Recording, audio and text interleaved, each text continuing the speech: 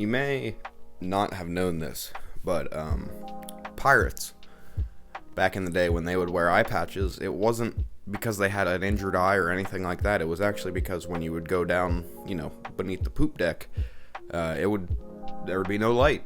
I mean, obviously there wasn't electricity to begin with, and then it's not like you can have windows on an all-wooden ship that's in the ocean. So the next best thing was you keep one of your eyes used to the dark 24/7, and during the times of the day where you need to go down and get whatever the hell from underneath, whether it's your rum, your guns, or your probably like tack bread, any of that time you had to go down, you could just pop that little eye patch off and you were good to go. You were you had that 20/20 night vision sight. It's something that a lot of people don't realize. If you want to test it out, just flash yourself with a giant light in the face, have one eye closed, have one eye open, let your eyes adjust to it for a minute, and then go into a dark room and then switch eyes and then see how each of them does in the new environment. I guarantee you're going to learn something. Now, speaking about learning about pirates, I have to address Brett Favre. I have to address the Brett Favre thing. Last week, like 4 days ago, I made a video talking about Michael Vick and talking about the fact that I feel like the man has not necessarily been forgiven fully for a lot of the things that he did back in the late 90s to early 2000s. As I mentioned in that video, go check it out if you haven't seen it. He did some repulsive things, and despite all that, he served jail time. He took up advocacy, and he did what prisons would want you to do: be a model citizen once he was out, and that's exactly what he did. Flipping the coin over, we have Vick on one side, we have Brett Favre on the other. Let's talk about Brett Favre now. This video is actually going to be a lot more about Brett Favre because I did that story a disservice. So because of my intent of the last video, I didn't do a ton of research into this Brett Favre situation. Maybe I was wrong for that. Maybe I wasn't. I made the video. We're here now. But what I wanted to talk about today was sort of expanding on what happened there. So it's, as I said, I did a disservice. What I mean by that is I essentially made it as the Brett Favre story. Truth be told, this story isn't about Brett Favre. This welfare defrauding goes a lot deeper, and in terms of the state government of Mississippi, goes much higher than Brett Favre. I'm going to try to do my best to kind of explain the situation, and I'm going to try to target how Brett Favre has been involved and why I think it's important to talk about these things, because as I mentioned in the last video, I don't think he's really going to get much more than a slap on the wrist. We'll see, before I get all ahead of myself, let's talk about a few things. So let's talk about welfare. Let's talk about government assistance. In the United States, there was a change in welfare. We went from what was called the AFDC, which was the Aid for Families with Dependent Children, and that changed into the TANF, was the Temporary Assistance to Needy Families.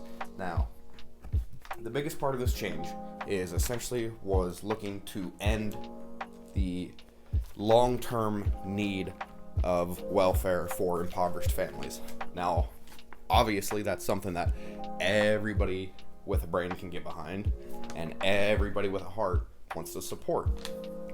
But here's the issue, is that over time, due to new requirements and new sort of objectives of said program, we went from 68 out of 100 properties deemed to be in poverty were receiving assistance, whereas in 2021, only 21 out of 100 properties identified as being in poverty were receiving assistance. Now, the issue goes a lot deeper than that because it extends to states like Texas, Mississippi, and Arkansas, where it's actually as low as 4 in 100 properties get that assistance they need. To sum it up with a quote from the Congressional Research Service, most of the post-1994 decline is due to a reduction in the total number of impoverished families receiving benefits, rather than a reduction in impoverished families. Now, that is a bunch of jargon speak to say, well, we just stopped letting as many people qualify. It's not that there were less people in poverty, it's that the rules for this money were changed. So I'm going to try to sum up things as best I can.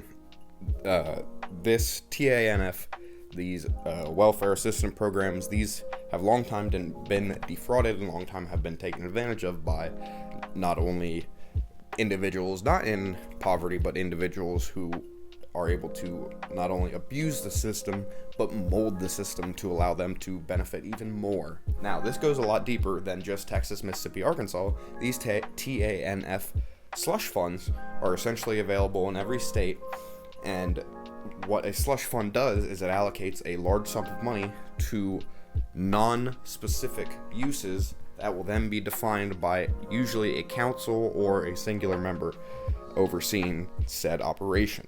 To figure out where Favre comes in, we need to look at a pharmaceutical company named Prevacus. Now, I'm not entirely sure where Brett Favre originally got involved with this Prevacus company. What's important is that he is a large shareholder and a large investor in the company.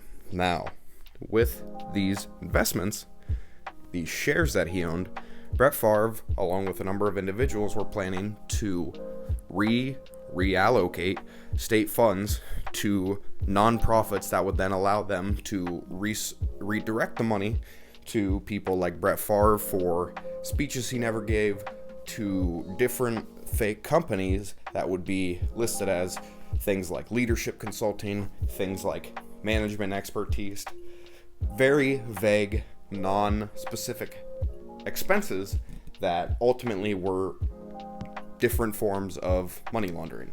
Favre decided that, well, he promised a large sum of money. Well, he promised to help fund the building of a volleyball stadium for Southern Miss University. The issue is that Brett Favre wasn't quite ready to foot the bill. So what did he do? Brett Favre turned and he decided he was going to leverage his shares in Prevacus to then former Governor of Mississippi Phil Bryant, as well as individuals like Nancy New, who headed the Mississippi Community Education Center, one of the largest recipients of TANF funds that were originally supposed to be used for any subcontracting TANF eligible activities, but as I've mentioned, was mainly spent on things like nonsensical consulting and unneeded training. Favre looks to leverage these company shares. He's going to give them to the then Governor Phil Bryant. However, part of this scandal begins to come to light. And when that happens and reports are beginning to break, somebody needs to take the fall, as we all understand. So the individual that took the fall this time was a Mr. John Davis. He was the director of Mississippi's Department of Human Services. He was kicked out, and he was one of the large proponents of the entire deal. Him having to take the fall for this scandal that was already in existence way before Favre got involved led to a new individual taking the role of director of Mississippi's Department of Human Services. The issue really started when this new individual didn't want to play ball. You see, some people have not only a moral compass, but a sort of commitment to the field they work in, and because of that, they're not about to just do the most ridiculous illegal things to try to get Southern Miss a new volleyball stadium. So to give you a little bit of a breakdown of the money, about $5 million was allocated to the volleyball stadium at Southern Miss. Favre was paid about $1 million for speeches he never gave, and he also pushed to have $2 million redirected to his pharma company that I mentioned before, Prevacus. So it's not like Favre has gone scot-free up until this point. He has lost a number of sponsorships, and he has lost a number of radio show deals that he had where he would make weekly appearances on, I forget what radio station, because I don't really give a shit what radio station would have Brett Favre on. So he has allegedly paid back $1.1 million of the redirected money. However, he is still on the books for an additional $228 that the state of Mississippi is looking to further extract from him for his crimes. Now, Favre has no criminal charges placed against him, despite the fact that the former director of Human Services, as well as Nancy New, the individual who was running the nonprofit that reallocated a number of those funds, have both pleaded guilty in court to, I'm not sure of the exact crimes, to be honest. However, they have pled guilty in an effort to receive a lighter sentence, as most blue-collar criminals do. Is blue collar white collar? Because blue collar is like your hard-working person, white collar is like your bureaucrat. I don't know. It doesn't matter. You know what point I'm trying to illustrate right now. The thing that really gets me about a situation like this, the reason I equated Vick's situation to it, the reason I wanted to come back and make the second video talking about it, is due to the fact that, again, there are no criminal charges against Brett Favre.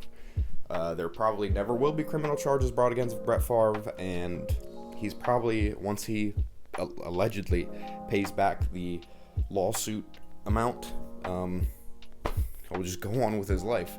He'll have a few less sponsors, and he'll have maybe the state of Mississippi remember what happened, but I guarantee you give it a few years, he's going to find new sponsors, he's going to find new this, new that. It's going to be hunky-dory. I mean, the man reportedly earned over $100 million in his NFL career, and he still finds the need to weasel his way into these sorts of welfare defrauding systems that, again, he's not the keystone of it, he ain't the kingpin of the situation. He just happens to be the biggest name tied to the whole situation. He also happens to be an individual who's probably going to get away with some serious crimes when he was one of the largest proponents in those crimes being committed. Again, the reason I bring up Michael Vick when I talk about this is it's hard to encompass the hell Vick was put through following his arrest. I mean, not only was he vilified in all of the media, he literally became a household name in the most infamous way possible. You had an individual who was such a star that once something that bad happened, he became so synonymous with this awful thing that he did that, I mean, even today, you can look at some of the comments on that last video. People are like, people think he should still be in jail. People are ridiculous. Meanwhile, you get, I saw, what was it? It was a Deadspin article. You got these big-time writers, I shouldn't even call him a big-time writer, he works for Deadspin. You get these writers putting shit out saying like, oh, Brett Favre he's just one guy who's been involved in these welfare scams that states have been running for years and years and years. And it's unfair that he gets so much of the blame for it when we've been allowing politicians to take advantage of us for so long. And there is kind of a point to that. But the issue is that when you have such a big name and you get yourself so heavily involved in such a nefarious undertaking, you're gonna be the one taking the blame for it. That's just how it works. So I guess to wrap this up, Brett Favre is a piece of shit. And while he may be the victim of a popularity contest and being tied to this scandal, he did it to himself. And, I mean, just like Vick. Vick put himself in the situation he did, and he had to pay for it. Brett Favre is lucky enough that he probably won't have to spend a day of his life behind bars. And something about that just doesn't sit right with me. If you like what you saw today, please let me know in the comment section below. Throw a like on the video if you don't mind. Hopefully we can keep growing like we have been. In the meantime, my name is Zachary Taylor. Thank you for your time today.